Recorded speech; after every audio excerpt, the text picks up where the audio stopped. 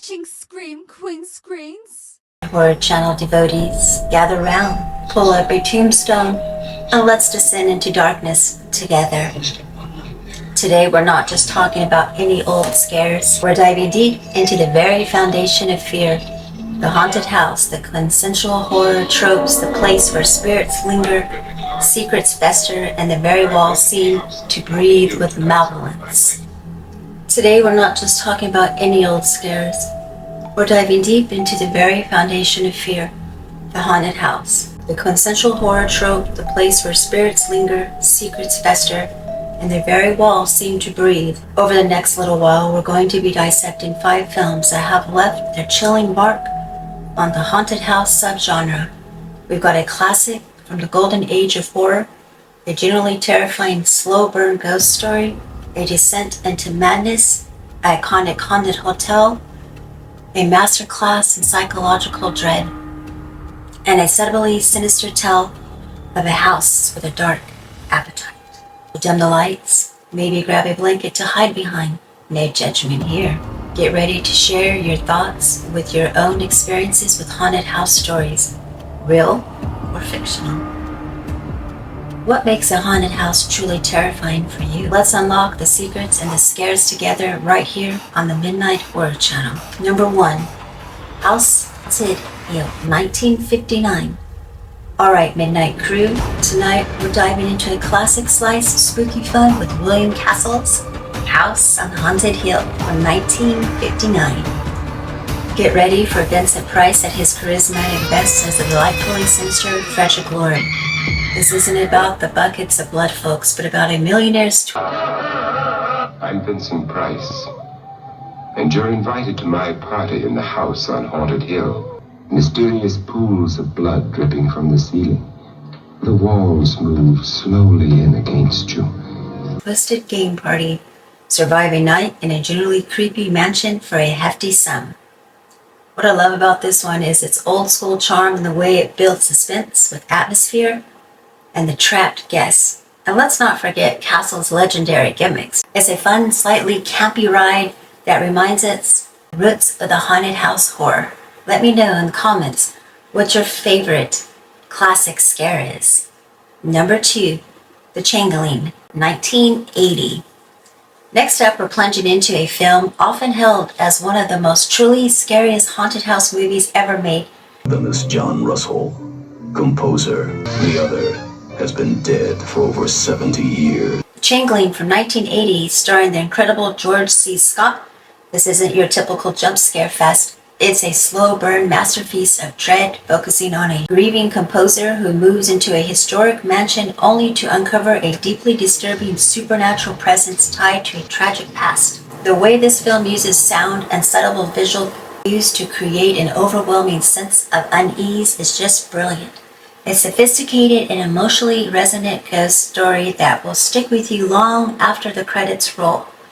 Have you ever felt a presence in a place you couldn't explain? Share your experiences below. Number 3, The Shining, 1980. Now, while it's a hotel and not a traditional house, the Overlook Hotel is Stanley Kubrick's The Shining is undoubtedly one of the cinema's most iconic and terrifying haunted locations. This isn't just a ghost story, it's a descent into madness, amplified by the hotel's sinister history and isolation. We see Jack Torrance's sanity unraveled as the Overlook's evil seeps into his soul. The atmosphere is suffocating, the visuals are unforgettable, and the question it raises about the nature of evil. Is it the place or the person? And instantly fascinating, what's the most unsettling scene for you in The Shining? Number 4, The Haunting of Hill House, 1963. Back to a more traditional haunted house setting with Robert Weiss's 1963 classic, The Haunting of Hill House. This film is a masterclass in psychological horror. It relies on what you don't see, the unsettling sound and the fragile mental state of its characters, particularly Eleanor. The house itself feels like a living, breathing entity preying on their vulnerabilities, the ambiguity of whether the haunting is external or a manifestation of Eleanor's inner turmoil. What makes it so deeply unsettling is a testament to an atmosphere can be in horror. What do you think? Is Hill House truly haunted, or is it all in their minds? Number 5. Burnt Offerings, 1976. Finally, we're delving into the more insidious and subtly terrifying typical jump scare movie. It's a slow burn psychological thriller where a seemingly idyllic summer rental starts to exert a disturbing influence on a family, particularly the father. Ever notice there's a coincidence? The house itself feels like a character almost vampiric in its need. The unsettling atmosphere, the gradual shift in the family's dynamic creates a truly unnerving experience. The ending in particular is open to interpretation and deeply disturbing. What did you make of the house influence and the final shot? There you have it, my creatures of the night. 5 top haunted house movies if you haven't seen, you must check out. They're sure to have you sleeping with the lights on. So let's go over just a few of these pickups that I have, physical media, for this week. So I did get Silver Screen's Iconic Horror, which comes Dr. Jekyll and Mr. Hyde, House of Wax, Village of the Damned, and The Haunting, the one we just discussed. The Haunting for me personally, it's one of my favorites. I have not seen it, but if you, like I said, if you haven't, it's a must watch. There is also a 1999 remake that's also very well done. A lot of special effects that go into it, where the original, obviously done back in the 50s, is more of a classic haunted house horror. Let me know if you've seen them both, which one is your favorite. Right? I also picked up in Blu-ray The Shining. The Shining is also one of my favorite movies. Jack Nicholson and Shelley Duvall, their characters are like water and oil, the opposite.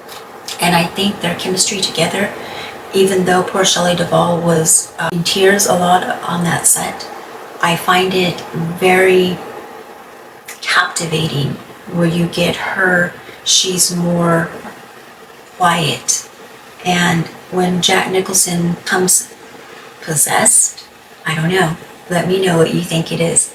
The house possesses him, the evil spirits, then he takes on a whole different turn.